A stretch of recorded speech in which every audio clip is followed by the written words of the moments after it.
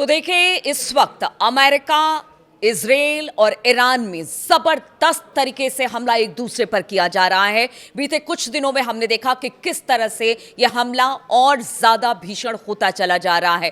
Iran अपनी मिसाइलों से, चाहे वो इजराइल हो या अमेरिका के सैन्य ठिकाने हो, हर तरफ उसने तबाही मचा रखी है। इधर अगर ईरान की बात की जाए तो इजराइल और अमेरिका ने मिलकर तेहरान में भी भारी तबाही मचाई है। लेकिन इसी बीच एक बड़ी खबर सामने आ रही है, जिसे ईरान के सुप्रीम नेशनल सिक्योरिटी काउंसिल के सचिव अली लारिजानी ने दुनिया के मुस्लिमों और इस्लामी सरकारों से समर्थन की मांग की है। नमस्कार, मैं हूं नीलू और ये समर्थन की अपील उन्होंने कुछ पॉइंट्स के जरिए की है।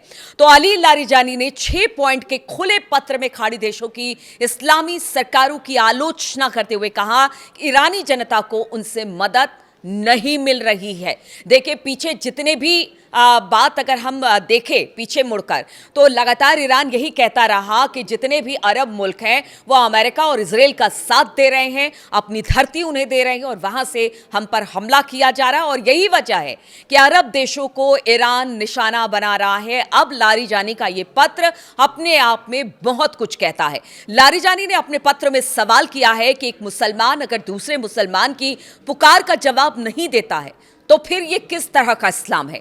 अली लारिजानी ने मुसलमानों और इस्लामी सरकारों से 6 बातें कही हैं।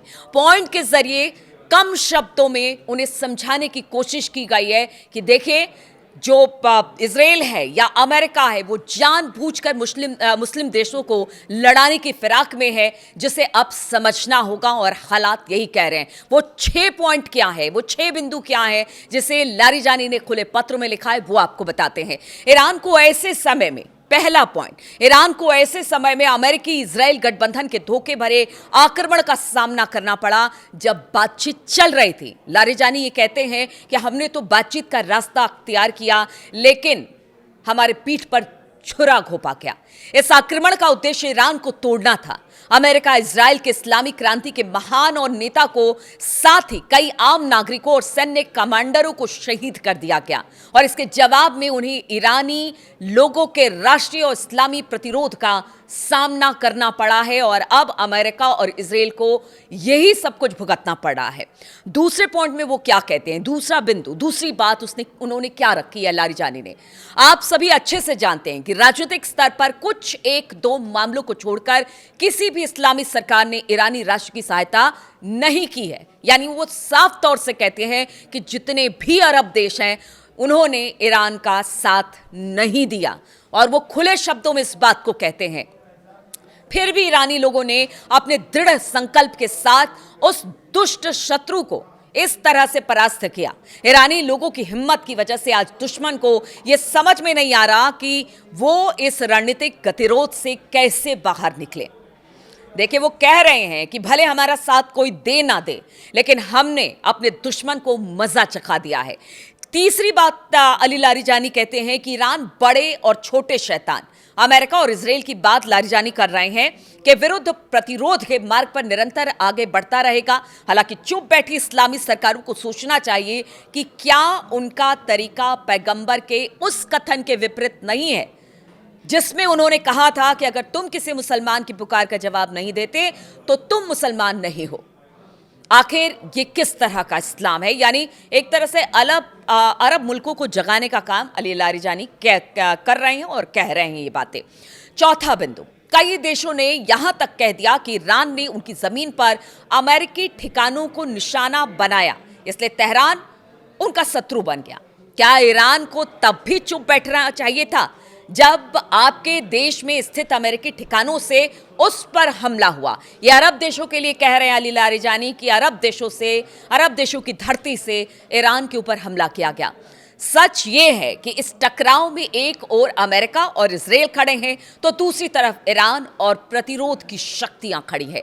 आप किस पक्ष में हैं? अरब मुल्क से पूछ रहे हैं अली लारिजानी। पांचवा बिंदु, पांचवी बात अली लारिजानी ने जो इस पत्र में लिखा है, इस्लामी दुनिया के भविष्य पर सोचे। आप अच्छी तरह जानते हैं कि अमेरिका आपके लिए कोई वफादारी नहीं दिखाएगा, और याद रखें कि इजराइल आपका शत्रु है। एक पल रुककर अपने बारे में और इस पूरे क्षेत्र के भविष्य के बारे में सोचे। ईरान आपका फायदा चाहता है, उसका आप पर अपना प्रभुत्व जमाने का कोई इरादा नहीं है, क्योंकि बार बार इजराइल अमेरिका की तरफ से कहा जा रहा है कि अगर परमाणु कार्यक्रम सफल रहा ईरान का तो उस पूरे क्षेत्र में ईरान का कब्जा हो जाएगा या ईरान का दबदबा हो जाएगा। उसी बात को अली लारीजानी कह रहे हैं, ऐसा कोई इरादा अपने साथ के लोगों पर राज करने का हमारा नहीं है। छठी बात जो अली लारीजानी ने कही है, अली लारीजानी ने अपने पत्र के आखिरी और छठे पॉइंट में दुनिया के इस्लामी सरकारों और मुस्लिमों से कहा, इस्लामी उम्मह की एकता अपनी संपूर्ण शक्ति के साथ सभी राष्ट्रों के लिए सुरक्षा, प्रगति और स्वतंत्रता को सुनिश्चित तथा गारंटीकृत कर सकती है। अब देखिए, अली लारीजानी अमेरिका इजराइल के निशाने पर इस वजह से हैं क्योंकि अली खामनेई साहब के मारे जाने के बाद पूरी कमान एक तरह से कह लीजिए और ईरान को अली लारीजानी ने थाम कर रखा है। भले सुप्रीम लीडर का चुनाव हो गया है, मुस्तफा खामनेई बन गए हैं, लेकिन कहते हैं ना कि जो बहुत करीबी थे अली खामनेई के, अली लारीजानी, वो अब अमेरिका और इजराइल के निशाने पर है क्योंकि उन्होंने अभी भी अपने हाथ में ईरान की कमान संभाली हुई है। ईरान के सुप्रीम लीडर अली खामनेई की मौत के बाद देश के जो लीडर अमेरिका और इजराइल के निशाने पर दिखे हैं, उसमें टॉप सिक्योरिटी अधिकारी अली लारीजानी का भी एक अहम नाम है, क्योंकि बहुत सारे अली खामनेई के साथ बहुत सारे ऐसे कमांडर थे जिनको मार दिया गया, लेकिन अली लारीजानी अब भी जिंदा है और ये अमेरिका और इजराइल की आंखों में खटक रहा है। इसलिए हिट लिस्ट में अली लारीजानी का भी नाम है। अमेरिकी स्टेट डिपार्टमेंट ने उनकी जानकारी देने पर $10 लाख का इनाम घोषित कर रखा है। यानी जैसे मुस्तफा खामनेई के नाम को लेकर ऐलान किया गया है, उसी तरह से अली लारीजानी के नाम को लेकर भी ऐलान और इनाम की घोषणा कर दी गई है।